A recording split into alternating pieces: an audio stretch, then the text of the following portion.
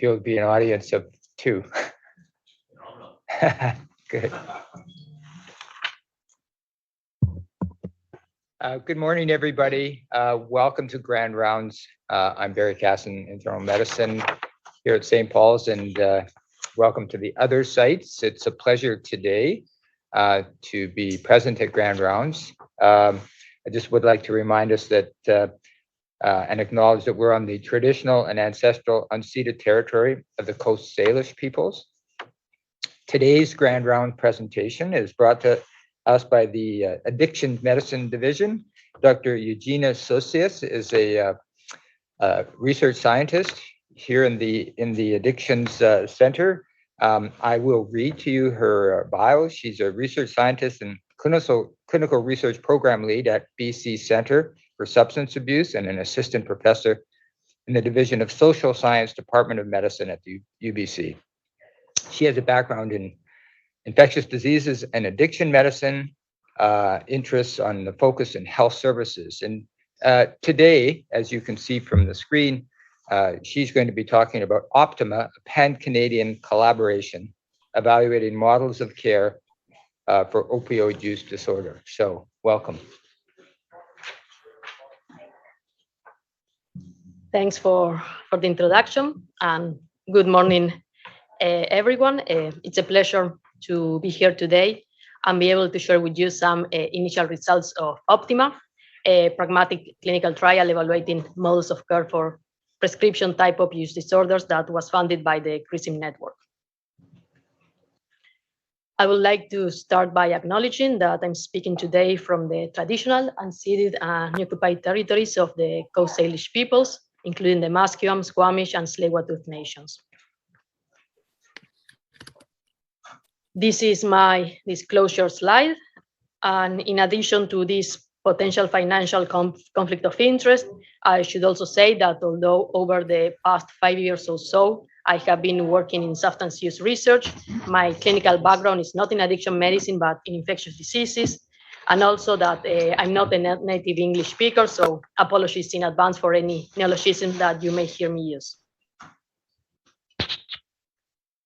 The objectives for today's talk are to improve our understanding of the burden of the opioid epidemic and the critical role that opioid agonist therapy can have in addressing this epidemic, as well as to learn about the OPTIMA trial, including its rationale and its methodology, to discuss the results and the potential implications of OPTIMA's findings for clinical practice and policy decision-making. So why the focus on prescription type opioid use? Well, as I'm sure many of you are aware, starting in the early 2000s, there was an increase in the prescription of opioid analgesics worldwide, particularly in Canada and the US, which in turn led to a substantial increase in the prevalence of opioid use disorder and related harms, including hospitalizations and overdose deaths.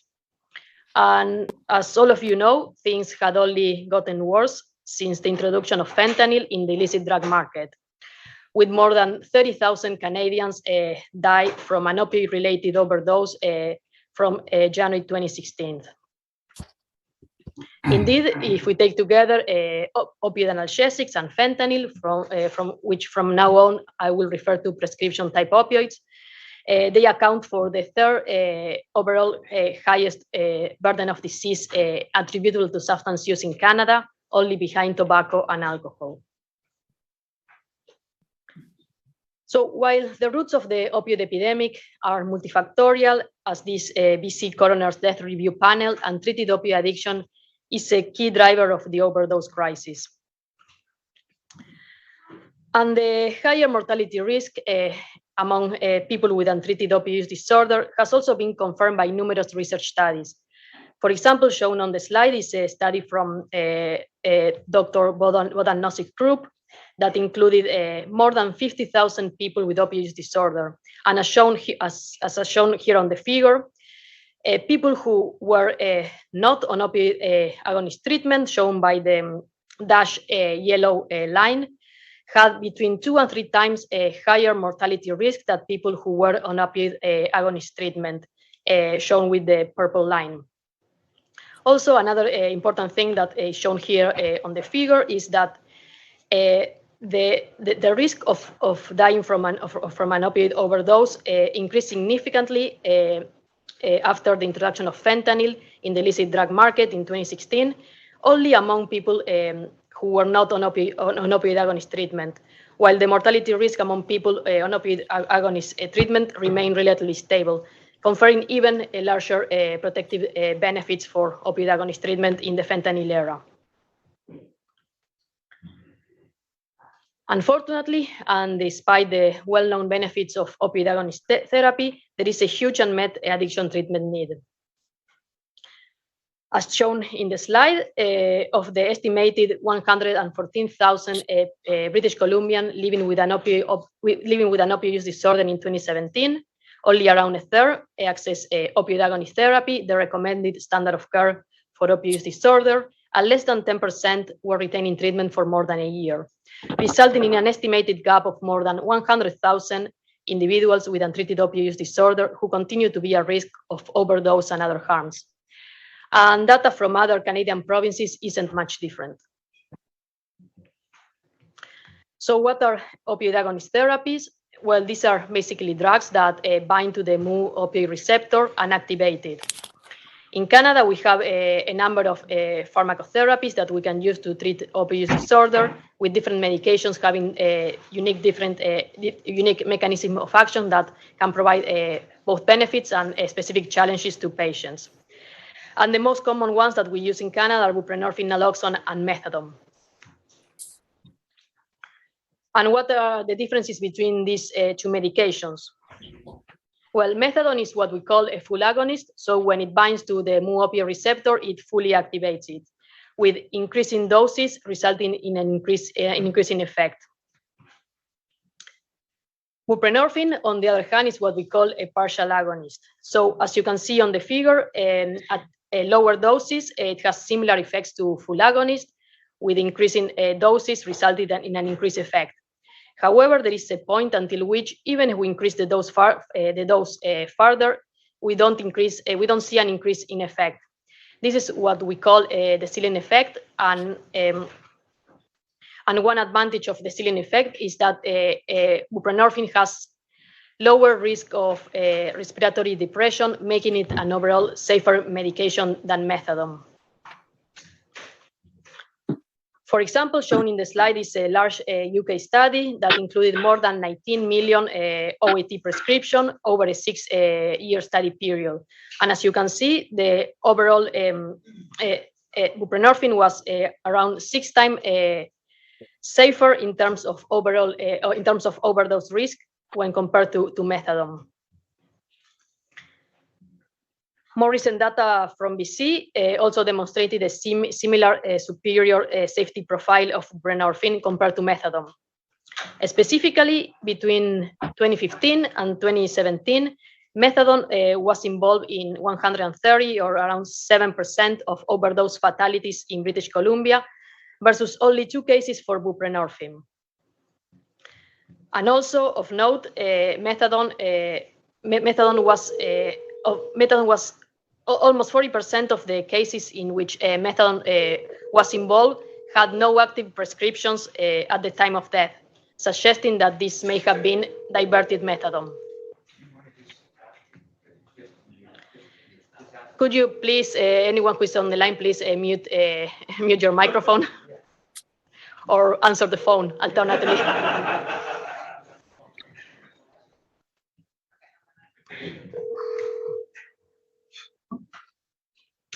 So in addition to the efficacy of a drug, another important pharmacodynamic consideration is its affinity or potency, which refers to the strength to which a drug binds to a receptor. For example, as shown here on the figure, fentanyl is the most potent of these 3 opioids. So we need less drug to get a maximum effect, and it's also a full agonist. Buprenorphine is also more potent than morphine, but it has lower efficacy. It's a partial agonist. However, buprenorphine high affinity for the mu opioid receptor makes it very difficult for other opioids to displace it. And this is what explains buprenorphine efficacy in suppressing the effects of other opioids despite being a partial agonist. And buprenorphine and methadone different safety profile have actual implications on how these two medications are delivered in real life clinical settings. So generally speaking, giving methadone higher risk of overdose, particularly during treatment initiation. It requires supervised dosing at least during a period of time. In contrast, buprenorphine naloxone lower risk of overdose and diversion, allows for a more flexible approach to take-home dosing, supporting patient autonomy. And the difference in model of care is not trivial, as among the multiple barriers to access and retention in OAT, one significant barrier relates to restricted take-home doses. Sorry for that. So one of the main barriers to, as I was saying, one of the main barriers to OAT access and retention relates to restricted take-home doses due to concerns of diversion or misuse that could lead to overdose, particularly in the case of methadone. As illustrated by these quotes, with some of them even describing methadone as a liquid handcuff, the need for daily pharmacy visits for witness ingestion of methadone can act as a substantial barrier to acquire or maintain a job, go to school, or simply living a normal life. And the opposite is also true, where, as shown by a number of studies, including from our own group, employed people face multiple challenges to stay on methadone. And as a result of these competing priorities, many people with opioid use disorder may have no other option but to forego OAT. Complicating things further, and despite the growing synthetic opioid epidemic, there is very limited evidence-based data to guide the management of individuals with a prescription type opioid disorder. As highlighted by a number of systematic reviews, including 3 Cochrane reviews, clinical trials comparing different types of opioid agonist therapy have been almost exclusively conducted among people using heroin, with only 4 studies with a small number of participants focusing on people using synthetic opioids. In addition, studies that have compared buprenorphine, naloxone, and methadone have all used similar strict dosing schedules. However, this fails to capture the 2 different models of care in the real world, where buprenorphine and naloxone is typically prescribed using a flexible take-home dosing approach, and methadone under closely supervised conditions. And indeed, the evidence to support one model or the other is similarly limited. And this is a critical research gap. As discussed before, supervised dosing is one of the main barriers to OAT retention. Therefore, OPTIMA, which stands for Optimizing Patient-Centered Care, a pragmatic randomized controlled trial comparing models of care in the management of prescription opioid misuse, sought to address these research gaps and compare the effectiveness and safety of 2 models of opioid agonist therapy for the treatment of prescription type opioid disorder in real-life practice settings in Canada. So, as mentioned at the beginning of the talk, OPTIMA was CRISIM first national clinical trial. So for a bit of context, CRISIM is a Canadian research practice network that focuses on substance use research and related clinical interventions. It was initially funded by CHR in 2015 and originally consisted of 4 regional multidisciplinary nodes, including research scientists, knowledge users, service providers, and people with living experiences located in British Columbia, the Prairie Provinces, Ontario, and the Quebec and Atlantic region. The CRISIM network has been recently refunded, and for this new phase, the Quebec and Atlantic node have become 2 independent nodes. Going back to OPTIMA, in terms of study design, OPTIMA was a 2-arm, 24-week, multi-center, open-label, pragmatic, non-inferiority clinical trial, with the primary hypothesis being that flexible take-home dosing buprenorphine naloxone was non-inferior to supervised methadone in suppressing illicit opioid use. Here you can see the study schema of the study, and in brief, approximately 280 people with prescription type opioid disorder who were not on treatment from 4 Canadian provinces were randomized on a 1-to-1 ratio to 24 weeks of either methadone dispensed by daily witness ingestion or buprenorphine dispensed by early take-home doses. The primary outcome was illicit opioid use throughout the 24 weeks of duration of the study, as measured by biweekly urine drug screens. Secondary outcomes including retention, adherence, safety, treatment satisfaction, and patient engagement. On this slide, you can see a non-exhaustive list of eligibility criteria. And in brief, we included treatment-seeking adults with an opioid use disorder related to prescription type opioids. And here we included both licit or illicit opioid analgesics and fentanyl, who were clinically stable and did not have a pain condition that require opioids. We also excluded people who reported using heroin as the most frequent opioids or were enrolled in OAT in the 30 days prior to screening, as well as women who were pregnant or breastfeeding, as the Canadian product monograph for buprenorphine naloxone at that moment listed pregnancy as a contraindication for buprenorphine naloxone use. Code white, prominent 8 alpha. Code white, prominent 8 alpha. Code white, prominent 8 alpha. Both opioid agonist therapies were prescribed following Canadian OAT guidelines and product monograph, which you can see summarized on the table. In terms of take-home doses, which was the main aspect that this trial was evaluating, for buprenorphine, in line with the Canadian product monograph, this was allowed once the patient was deemed clinically stable. Although there was some flexibility as to when to start carries as per the addiction doctor discretion, the suggestion was to start offering carries within the first 2 weeks of treatment initiation. In the case of methadone, as mentioned, we follow Canadian guidelines, which typically recommend to wait 2 to 3 months before starting to provide progressive take-home doses.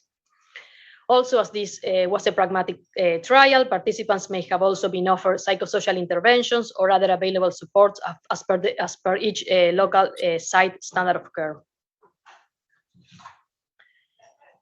One important thing to mention is that in addition to the main clinical trial, as CRISIM First National Research Project, OPTIMA was conceptualized with the idea that it would also serve as a platform to increase collaboration among investigators across the 4 CRISIM nodes and capitalize on the expertise of each group.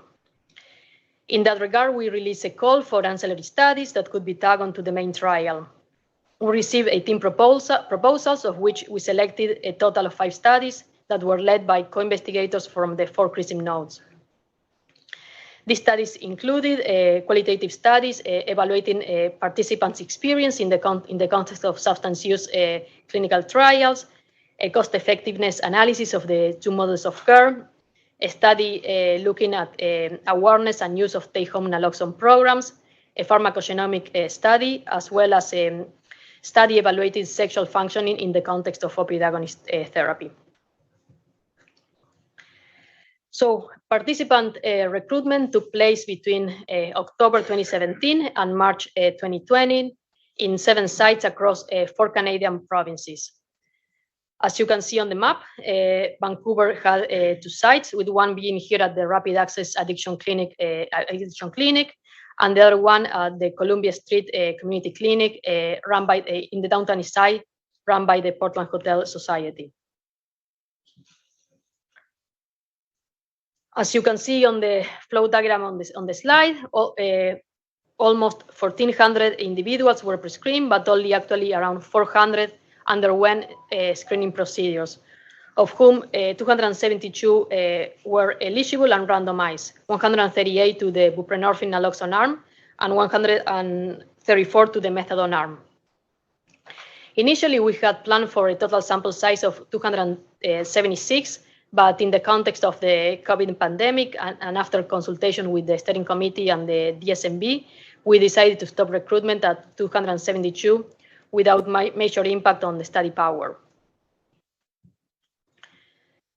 As you can see on the right, our sample predominantly consisted of middle-aged white men with a high prevalence of psychiatric comorbidities as well as injection risk behaviors. Also, close to half of the study sample were experiencing homelessness at the time of enrollment. The table here summarizes how interventions were actually implemented. And as you can see, roughly speaking, both methadone and buprenorphine were prescribed according to clinical guidelines, both in terms of recommended dose and timing and frequency of take-home doses.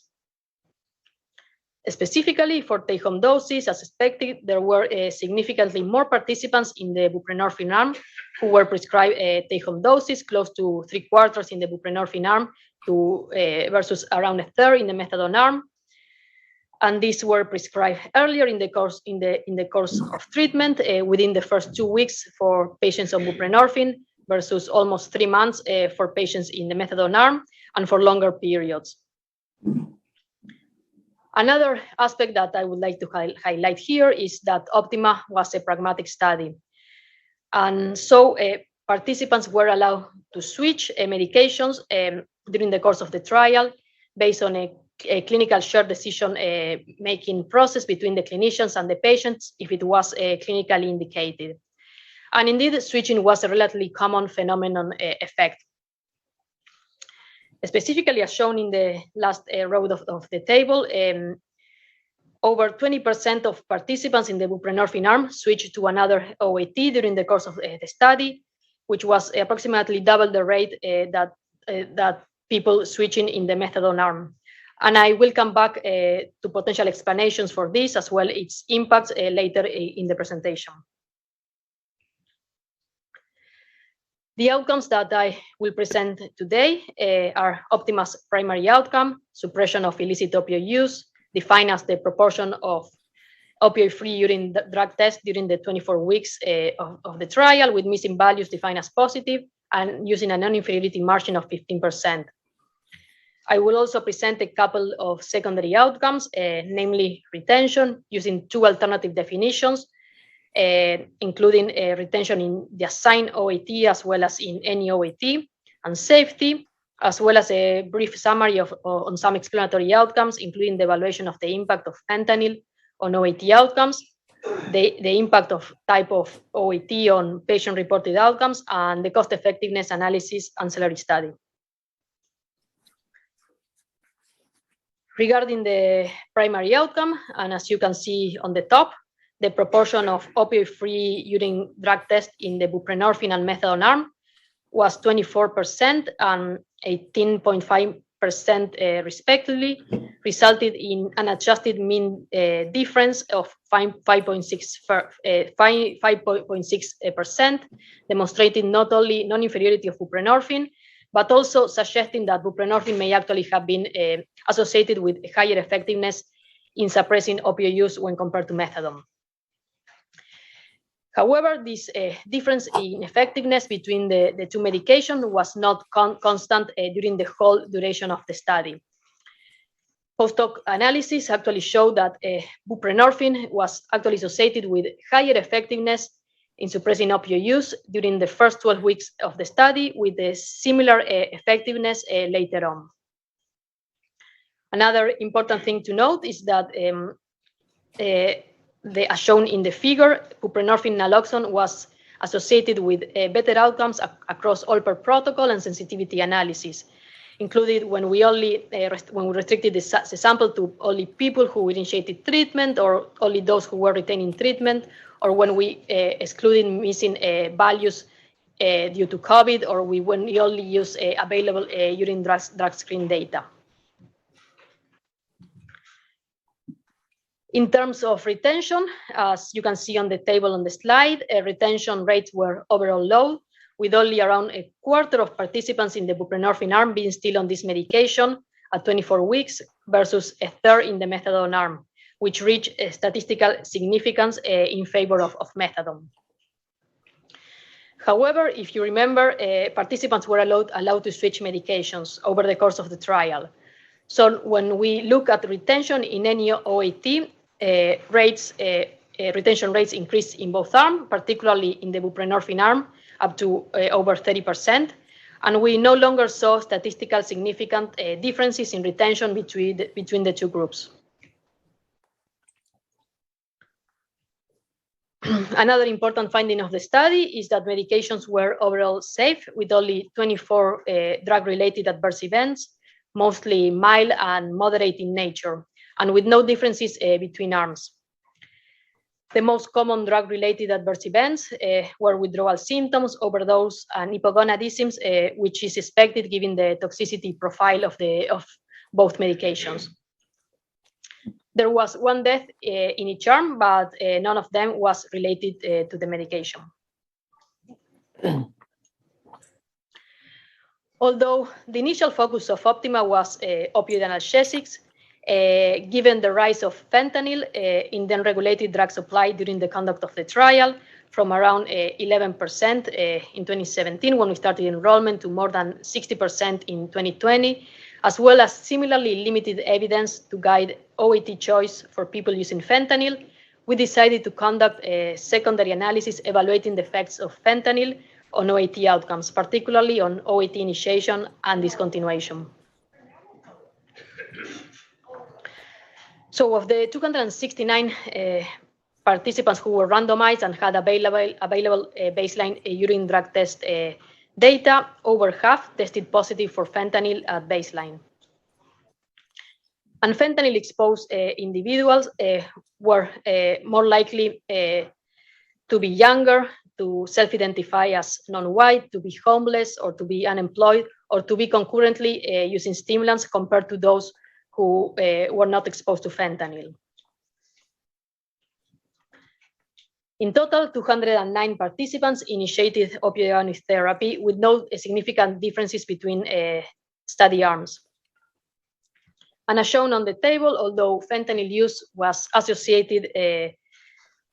negatively associated with OAT initiation, and the association became insignificant in the adjusted model.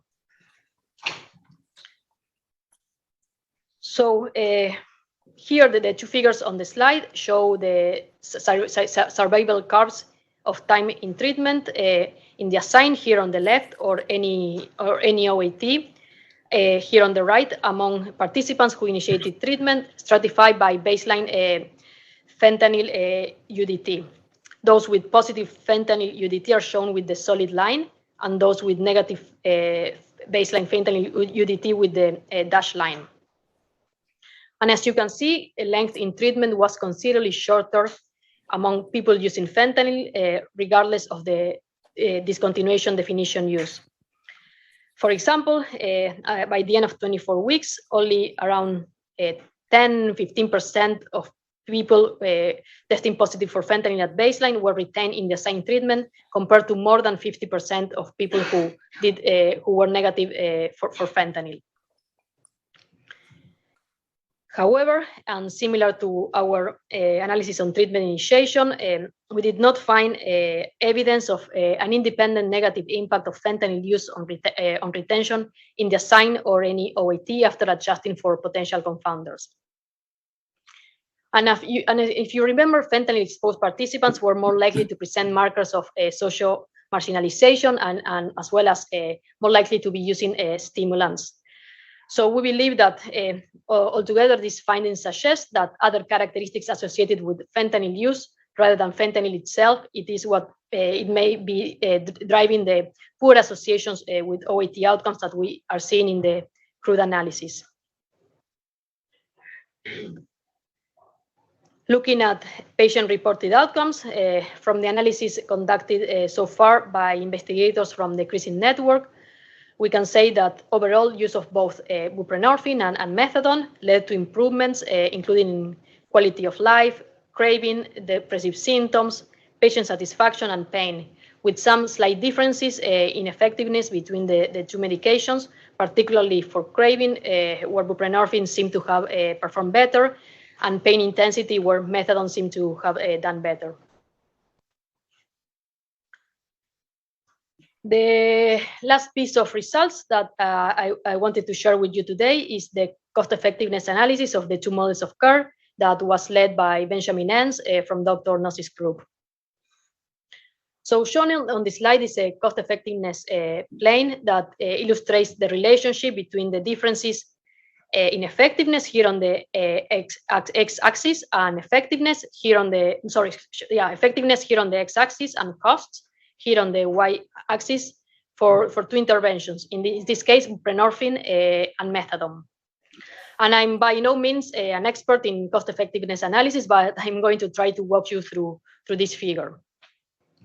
So each dot that you can see on the figure represents the outcome of a cost-effectiveness simulation, including healthcare and societal perspectives, shown with the blue and red color respectively, and using both 6-month or lifetime horizons, which are represented with the lighter or darker colors respectively. So more costly interventions would be higher up in the y-axis, and more effective interventions would be farther right on the x-axis. The diagonal line here represents the willingness to pay threshold, in this case 100,000 Canadian dollars per additional quality adjusted life year gain. Generally speaking, if the new interventions fall below this diagonal line, it is considered cost-effective and is adopted. In the particular case of OPTIMA, as you can see in the figure, the majority of the dots fell left of the zero effectiveness line, suggesting that buprenorphine was less effective than methadone, both from the healthcare and societal perspective over a lifetime horizon. In terms of cost, buprenorphine seemed to be cost-saving from a healthcare perspective, here shown here by the red dots, with mixed results when we use a societal perspective, shown by the blue dots. And finally, when we look at cost effectiveness as a whole, we can see that most of the simulations for the lifetime horizon, represented with the darker colors, fell above the willingness to pay threshold, suggesting that buprenorphine was not cost-effective when compared to methadone. So to summarize findings of the trial, there were low rates of suppression of illicit opioid use and retention in both arms. And this may be due to a number of reasons. First, it may simply reflect the pragmatic nature of the study that was conducted in real-life clinical settings that, as we know, present a number of challenges, including working with marginalized populations and tight schedules, as opposed to efficacy trials, which are usually done under ideal conditions, both in terms of setting and populations. Alternatively, it may also reflect that in the context of an increasing availability of illicit high-potency opioids, standard use of methadone and buprenorphine may not be enough to manage cravings and withdrawal symptoms and keep people on treatment. And finally, it may also reflect the impact of the COVID-19 pandemic, which, as we know, complicated accessing healthcare, particularly for marginalized populations. Still, buprenorphine was non-inferior to methadone in suppressing opioid use, which was mainly driven by higher effectiveness of buprenorphine at the beginning of the trial, possibly related to the fact that it's quicker to reach a therapeutic dose with buprenorphine than it is with methadone. And this is an important finding, given that typically there is a higher risk of overdose in the first weeks of opioid agonist treatment. And indeed, that's what we did see in OPTIMA trial. Here at the bottom is a study that was led by Hannah Prepol, who recently successfully defended her master's thesis in the experimental medicine program and used OPTIMA data for her thesis. And as you can see, the majority of overdoses, particularly in the methadone arm, which are shown by the star, occur within around treatment initiation or within the first 2 weeks of treatment. Despite the higher effectiveness of buprenorphine in suppressing opioid use, retention in methadone was higher, which is in line with previous efficacy trials and what drove the results of the cost-effectiveness analysis in favor of methadone. However, when we look at retention in any opioid agonist treatment, allowing for treatment switches, the difference in retention between arms was no longer significant.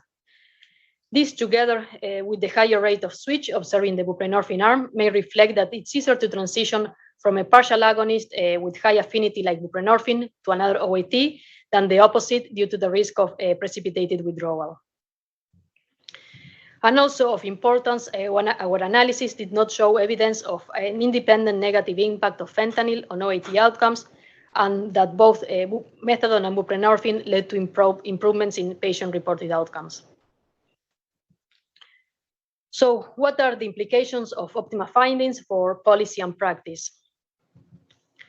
First, results of the OPTIMA trial indicating the non-inferiority of flexible take-home dosing buprenorphine versus supervised methadone in suppressing opioid use, with decreased retention in the assigned treatment but similar retention in any OAT, confirm the benefits of step care approaches recommended by the Canadian opioid use disorder guidelines, now in the context of prescription type opioid use.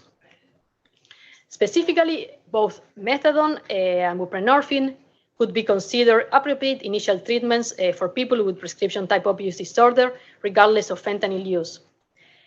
However, it could also be argued that given buprenorphine a better safety and tolerability profile, together with its more convenient model of care, it should be offered as a first-line agent as long as we can ensure streamlined transitions to another OAT if clinically indicated.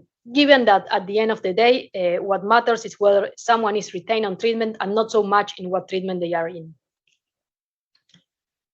The OPTIMA trial also underscores how difficult it is to treat people with a prescription type opioid use disorder, and that sadly achieving optimal outcomes may not always be possible in real-life clinical settings. This, in turn, highlights the urgent need for more research to identify action interventions or alternative models of care to make OAT more accessible and more acceptable to finally improve outcomes for people living with opioid use disorder. For example, can we extend more flexible take-home dosing policies to methadone, or expand the use of telemedicine, or reduce the frequency of urine drug tests, or use higher doses or higher intensity opioid agonist options, or even consider co-prescribing safer supply alternatives for people at high risk? And this is not just me dreaming of a better and more patient-centered work, but actually some of these interventions, including the relaxation of take-home dosing policies for methadone, have already been implemented in a number of settings in response to the COVID pandemic, with preliminary evaluations of these natural experiments showing that they don't result in worse outcomes and that may even improve retention. I would like to end by thanking everyone who made OPTIMA possible, in particular the study participants, our National Research Coordinator, Jill Fikowski, OPTIMA research staff and study physicians, my co-PIs, Didier Justra-Aswar in Quebec, Bernard Lefol in Ontario, Ron Lim in Alberta, and Keith Ahmad here in BC, OPTIMA steering and data monitoring committees, as well as our funders, the CRISIN Network and CHR, who supported the study, and on a more personal level, Michael Smith, Research BC, and St. Paul's Foundation for supporting me through a Scholar Award. Thank you very much for listening, and I'd be happy to take any questions you may have.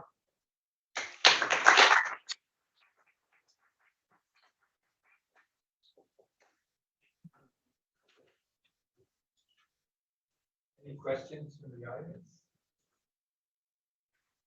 So maybe I should ask online. Are any questions from the participant sites? Hearing none. Questions from here? I have a question about switching. Why each group switched the methadone and the buprenorphine group? Because it didn't show the number. Maybe you did show the number. I didn't see it. Yeah, it was. Let me see. I can go back to the slide. There were more people switching here on the buprenorphine. There were 31 people in the buprenorphine arm switched to a different OAT. Could have been methadone, or it could also be like slow release oral morphine, for example, and 16 people in the methadone arm. And the reasons for switching were like varied, and that was depending, could have like been not, they couldn't manage their cravings, or for different, they would have preferred a different OAT, and this was decided between the clinician and the patient, as it's done in the real world. So we didn't have an influence on why people switch or not. Okay. I wonder, Keith, do you have any comments, since you were one of the participants in the study? Comments on why people switch? Yes. Or why I don't think we have data specifically yet on why people switch, but I think from my experience in the real world, people switch for all sorts of reasons: stigma, pharmacy restrictions, side effects that people can't tolerate for different medications. I think there are issues with all the medications that we can prescribe. And at certain times and certain points in people's trajectory through their substance use and their use disorder, I think things change and medications work differently for different people. So I think in my clinical experience, there are complex reasons why people switch different medications. And it'll be interesting to see, I think, when we actually get the data for reasons why people actually did switch. Okay. Yes, I'm sorry, I don't know your name, but you with the mask. That's me, right? No, so you all have masks on. Sorry, yes. Yeah, thank you for the somebody else has talk. masks. I was just curious, the findings around buprenorphine, do they translate over to Sublocade, or is that something outside of this study? Thank you. Yeah, no, we were only looking at buprenorphine naloxone, so no Sublocade in the studies, yeah. And probably different findings given how both are administered, with like Sublocade, like usually only require injection once a month. Sorry, now the person with the mask. Really interesting data, and I've certainly been waiting for this for a while. A few thoughts just about kind of how we know people get retained in treatment, and part of it is so much in the clinical experience and the collaboration between preference or what therapy they want to be on. So that's kind of an initial thought about being randomized to either one or the other, whether or not they prefer to be on that treatment. I'm wondering, in the study, was there any qualitative data or information on when they were randomized to a certain arm, if that was their preference of choice and if that impacted their outcomes in terms of retention and treatment?